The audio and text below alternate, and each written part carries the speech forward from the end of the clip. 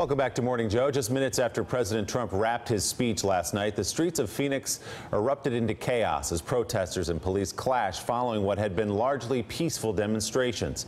A large crowd had gathered around the city's convention center, and smoke bombs and pepper balls were used. It is unclear who fired the tear gas right now. The city's mayor and police chief say some protesters threw rocks and bottles at officers, while some demonstrators tossed their own gas canisters at police. The chief says 4 people were arrested on charges including aggravated assault of a police officer. Officials stress that of the thousands of people gathered for the demonstrations, only a small number were involved in confrontations with police. Joining us now from Phoenix is that city's mayor, Greg Stanton, who had urged the president not to hold last night's rally there. Mayor Stanton, we appreciate you being up early and with us this morning after a busy night in Phoenix. You had warned a couple of days ago that you thought the president's rally in Phoenix might light a match to racial tensions in this country. Do you think he did that with what he said last night? Yeah, it was very unfortunate what occurred last night in Phoenix with regard to the president's speech. I had strongly stated that it wasn't the right time for a campaign rally here in Phoenix. So shortly after the tragedy in Charlottesville, obviously a young woman was murdered in that tragedy in Charlottesville. The president failed to show real moral leadership after that incident. His words tended to divide the country, not unite the country.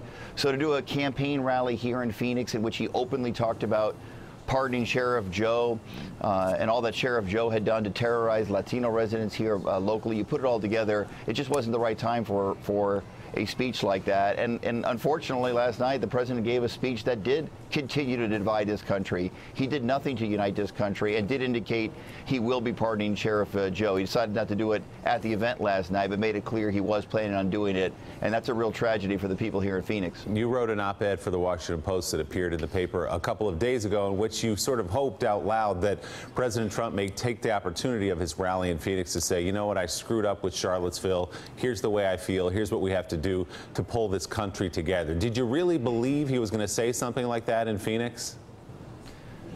No, I didn't actually believe he was going to do it, but we could still be hopeful. Look, the president really blew it after Charlottesville. He blew it for himself and for the people of Charlottesville, the victims of the violence there, the young woman who was murdered there. He really blew it.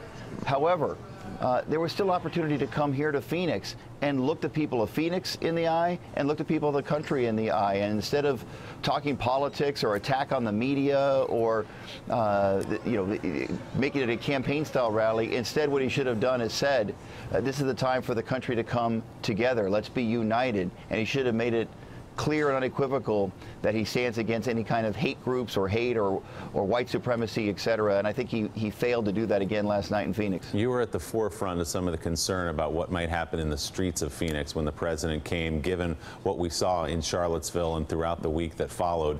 Are you pleasantly surprised by the few injuries and the relatively low amount of violence that we saw? Of course, it's a tribute to your police department there in Phoenix, but this felt to a lot of people like it could have been a powder keg, and we didn't see any major serious injuries last night. Well, thank God that is the case. Look, tens of thousands of people came to downtown Phoenix last night to express their First Amendment rights. There were 10,000 people or so inside the convention center, tens of thousands of people outside expressing the First Amendment right outside. And there really was a very tiny number of people that decided to throw rocks and bottles, maybe even gas canister. It's all under investigation right now at the police, and they made a decision to disperse. I'm very thankful tonight that nobody got hurt as a result of that. Obviously, we're going to be looking at that very, very closely. One thing a great organization does is willing to look in the mirror and see if we can improve. So we're going to be reviewing all of the facts, all of the video that's out there, and we're going to see if there's anything that we can do as an organization to improve. But the bottom line is the job of the police is to get people home safe.